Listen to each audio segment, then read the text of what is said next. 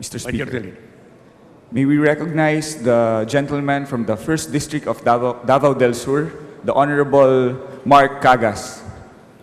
The Honorable Marc Cagas is recognized. Thank you, Mr. Speaker. With all due respect to my good friend, the Honorable Tiangco, may I just put on record that in this House of the People, Mr. Speaker, there is indeed a minority. And in the order of things, it is a tradition and a practice that members of the minority are given the first crack in asking questions or interpolating the budget of different agencies and departments of government. I just want to put that on record, Mr. Speaker, because I don't want to get the feeling that we are fast-tracking anything here, Mr. Speaker, especially the budget deliberations. The manifestation is duly noted. Thank you, Mr. Speaker. I'm going now to my questions as far as the MMDA is concerned. You may proceed, please. Thank you. Mr. Speaker, distinguished sponsor, I'm not really from Metro Manila, but I'm interested to ask questions on the budget of the MMDA because according to this book, which I have now, which we all have, there is significant, huge amount of money is involved. Maybe bigger than the one allocated for your district in Cebu City, Mr. Speaker. Mr. Speaker, distinguished sponsor, under locally funded projects, specifically item B of locally funded projects, there is a provision, flood control and drainage projects for national capital regions. In Pasig, for example, Pasig has been allocated a total of 2 billion pesos. Am I correct, Mr. Speaker? Million, Mr. Million. Speaker. 2 million? Yes, Mr. Speaker.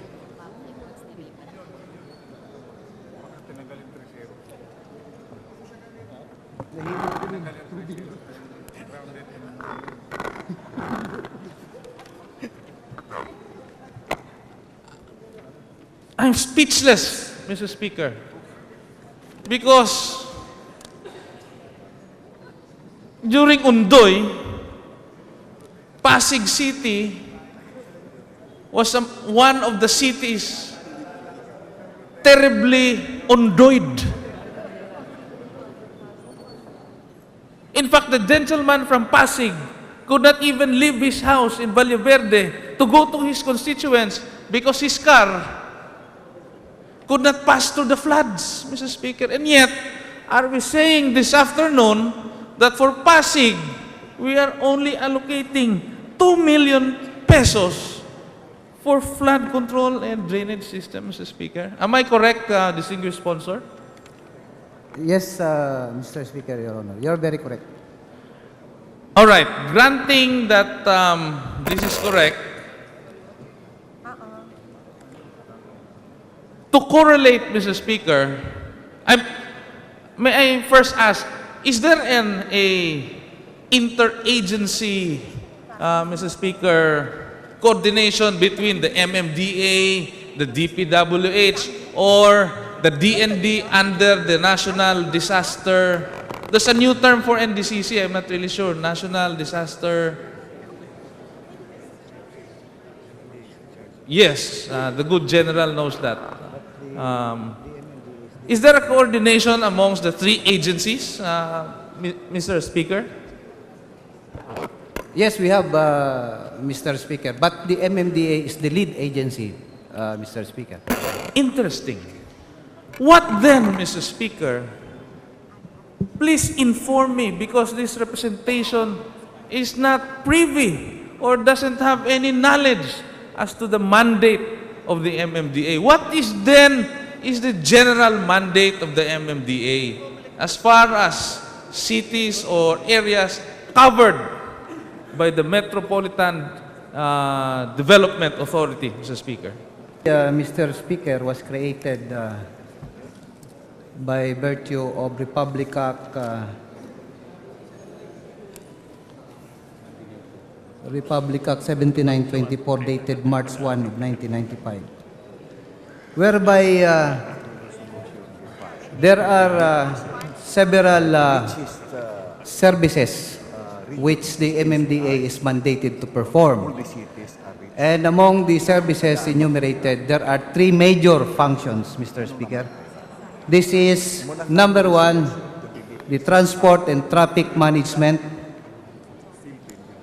Second is the solid waste disposal and management. And third, the flood control and sewerage management, Mr. Speaker, among several others. GAB or in the NEP, just for informative purposes, maybe Cecil and the other ladies, beautiful ladies from the Appropriations Committee, could inform members of Congress, especially from the NCR, whether or not, like for example in Pasig 2 million, whether or not there are other provisions over and above the 2 million budget for flood control and drainage for Pasig, Mr. Speaker. We will do that, Mr. Speaker. Well, I suggest one of the guys or girls from the APRO committee furnish in a few minutes the members of Congress who are from NCR who were badly hit during the Ondoy, so that we will be aware as to how much allocation they will be receiving from MMDA. My next question, Mr. Chairman, are the local government units found within the ambit of the MMDA contributing any revenue or money to the MMDA as an authority? Percent of their era is automatically appropriated as contribution to the MMDA funding, Mr. Speaker.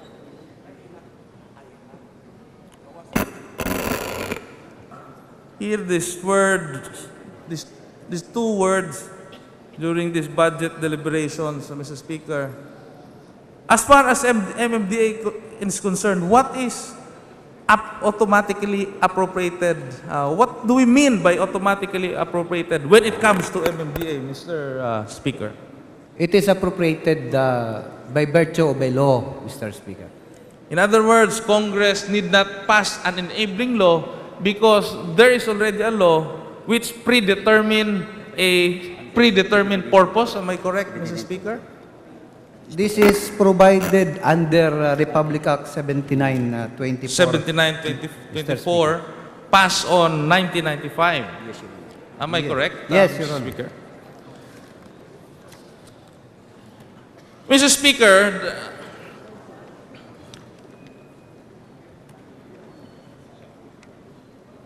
based on the GAB, I do not see any more provision for flood control and drainage projects for the city of Pasig. May the chairman of the MMDA, through the distinguished sponsor, inform this representation whether the chairman of the MMDA is aware if there are DPWH-funded projects regarding flood control and drainage projects for the city of Pasig, Mr. Speaker. We have a foreign-assisted project for the Masig Marikina River Channel improvement, Mr. Speaker, in the amount of 1.162 billion, Mr. Speaker. And River Basin. And Mr. Speaker, may I know what is the status of this project? Meaning, did the foreign funding come in already, Mr. Speaker?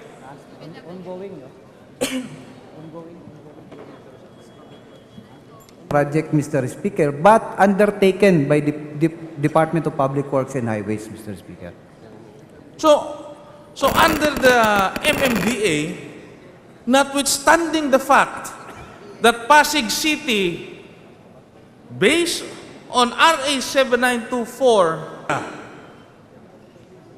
as part of the automatically appropriated allocation, only received a meager 2 million pesos, Mr. Speaker. Am I correct in saying that, Mr. Speaker? The 2 million peso allocation, Mr. Speaker, out of the capital outlay for flood control management, Mr. Speaker, is an annual allocation that is actually distributed evenly, almost evenly, throughout all the legislative districts in Metro Manila. The total allocation out of this capital outlay for Metro Manila is 58 million, Mr. Speaker. But there are other activities undertaken by the MMDA pursuant to their function on flood management, flood control management, Mr. Speaker. That is incorporated under the MOOE, Mr. Speaker. Caloocan, etc., were allocated 2 million peso each. Mr. Speaker, you know, MMDA has puzzled me since before. Not necessarily because Bayani Fernando became the chairman of the MMDA, no. What puzzles me, Mr. Chairman, Mr. Speaker, is that why is MMDA receiving for this year a total amount of, I'm sorry, I don't have a calculator, but how much is the MMDA receiving total for this proposed 2011 budget, Mr. Speaker? 980 million, Mr. Speaker, from the national government. Yes. That is the subsidy. 980 million pesos. And the 5% is already included in this 900 million, Mr. Speaker. Excluding, Mr. Speaker. Excluding. This puzzles me even more, Mr. Speaker. You know why, Mr. Speaker? My next question is the MMDA a local government unit, Mr. Speaker?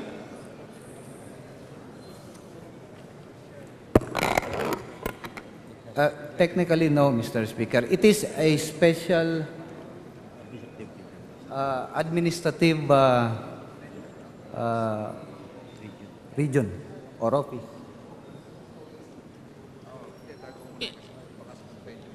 So MMDA is not a local government unit which can legally receive or which under the law has an era like Tagaytay City, for example, Mr. Speaker.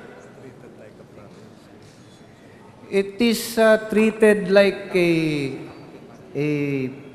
province, Mr. Speaker, whereby it undertakes services that concerns Metro Manila, the whole Metro Manila area, services that transcends political boundaries, Mr. Speaker. So that's why in order to coordinate and provide these services, considering the area in terms of socio-economic in the economic, socio-economic spheres, Mr. Speaker. So that's why there is a need to create this special administrative body in order to implement those services which affects all government units in the area, Mr. Speaker. Are we, Speaker, that the different mayors of Metro Manila are incapable of handling the respective jurisdictions, Mr. Speaker? Like, for example, the Honorable Toby Chanco, the former mayor himself. Are we saying that he's incapable of taking care of his own city, Mr. Speaker? There are certain basic services affecting or involving the whole Metro Manila area, Mr. Speaker, that cannot be actually effectively handled by the local government units by reason of their meager fundings, Mr. Speaker. But the autonomy of the local government units, Mr. Speaker, is not prejudiced, Mr. Speaker. I am grateful that the autonomy of the different cities are not affected. However, what affects me or troubles me, Mr. Speaker, is that if the MMDA is not a local government unit, then what would be the basis for MMDA receiving an IRA or an internal revenue allotment? Because, Mr. Speaker,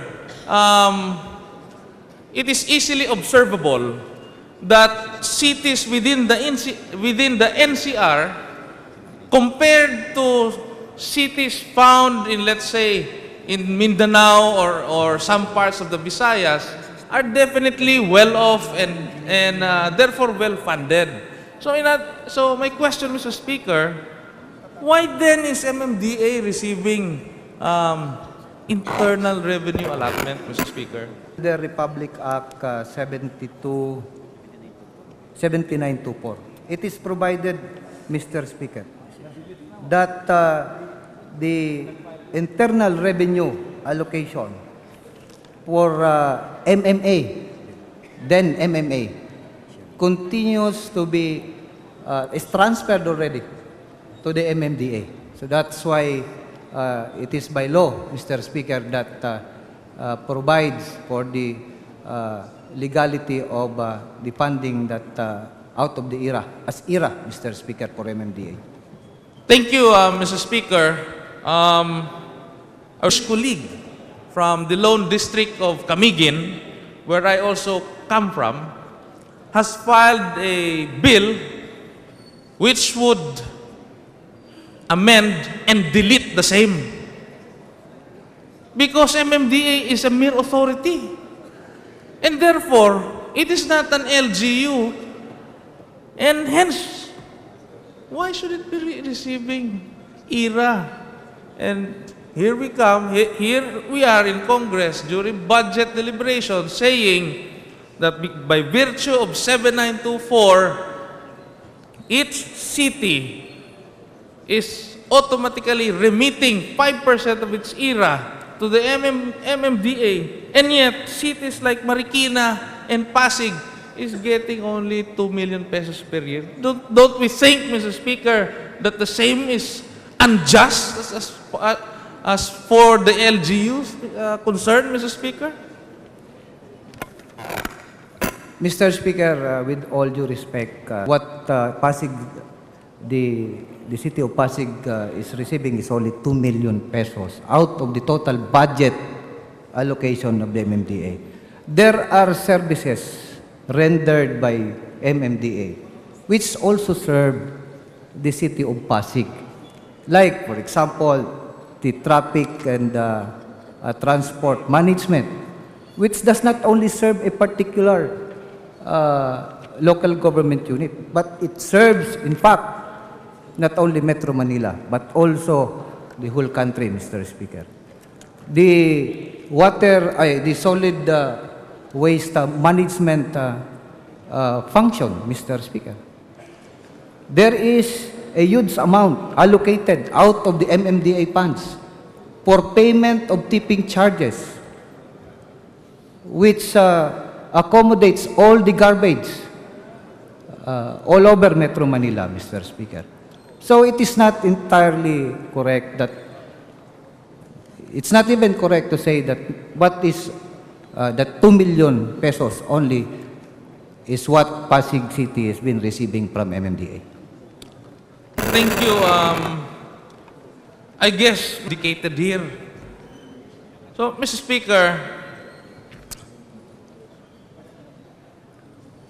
my point is, if cities within the NCR are contributing 5% of their ERA, it is just well and proper that more services and projects should be given or allocated to the congressional districts found in the NCR, especially those cities and areas which are flood prone, Mr. Speaker, because we cannot afford to have another Undoy happen in this country. And I'm even happy that the DND family is here, because they too have responsibility as far as national or natural disasters are concerned, Mr. Speaker. I'm about to wind up. I'm just intrigued. During the time of Chairman Bayani Fernando, the color of footbridges and everything, kahit ano, no? Footbridge, kung anong meron man yung MDA, urinal, kung ano-ano pa. What was the color, Mr. Chairman, Mr. Speaker? Pink. Pink.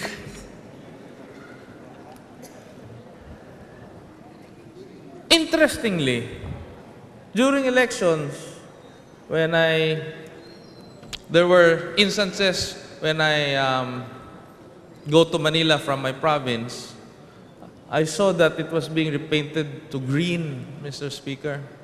And has the repainting continued up to this day, Mr. Speaker, of all structures of the MMDA metro-wide, Mr. Speaker? At present, Mr. Speaker, there is no specific color for all, let's say, MMDA facilities, Mr. Speaker. No. What happened before the present administration took over is that the interim chairman was the one actually who introduced the color of the different facilities, Mr. Speaker. But for purposes of beautification, landscaping, and everything, the MMDA, but with no specific color, Mr. Speaker. Thank you, Olor. The question that I was really trying to point out is that are there repainting jobs still pending or ongoing up to this very day, Mr. Speaker? Yes, Mr. Speaker, because that is also part of the maintenance activity for the different facilities of MMDA, Mr. Speaker. And how much did it cost the MMDA to repaint everything pink to everything green, Mr. Speaker?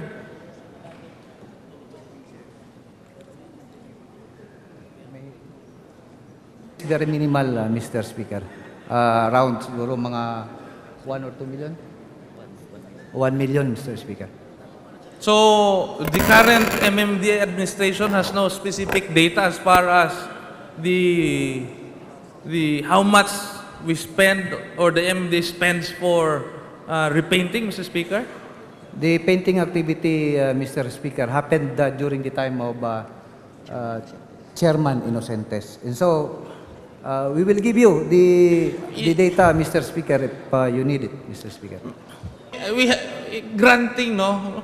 It's obvious that we have the new MMDA chair, but isn't it the job also of the present MMDA chair or the present MMDA family to also know the historical expenses of their agencies and department? Because after all, you come here to Congress and ask for a total of 900 million pesos. So, the point, Mr. Speaker, is that, I don't mind what color the MMDA paints, whether it is pink, black, yellow, violet, or tangerine, the color of ERAP. It would have been okay with me. My only concern, Mr. Speaker, is that was there a necessity to totally scrap out the color pink, Mr. Speaker? I'm not even referring to Bayani Fernando anymore. In other words, kailangan bang gastusan talaga yun? Kasi kung kailangan gastusan yun, marami pang mga cities at munisipyo sa mga probinsya ang nangangailangan ng pondo. So if we waste money on just because we're mad at Bayani kasi color pink, I don't think it's justifiable, Mr. Speaker. Mr. Speaker, actually, it is an activity conducted by the labor component of which is supplied by the administration. And the materials spent for it is 1 million. This is not actually for the purpose of replacing the color pink with whatever color, Mr. Speaker. But this is a maintenance activity of the MMDA to preserve the facilities of the MMDA, Mr. Speaker. That, I pass through Commonwealth Avenue every day, and I saw that there was really no need to repaint the footbridges along Commonwealth Avenue, as well as other footbridges. The point of this representation, Mr. Speaker, is that even if we say that it's just 1 million pesos, but 1 million pesos for a family badly affected by Undoy is already too much money, Mr. Speaker. So,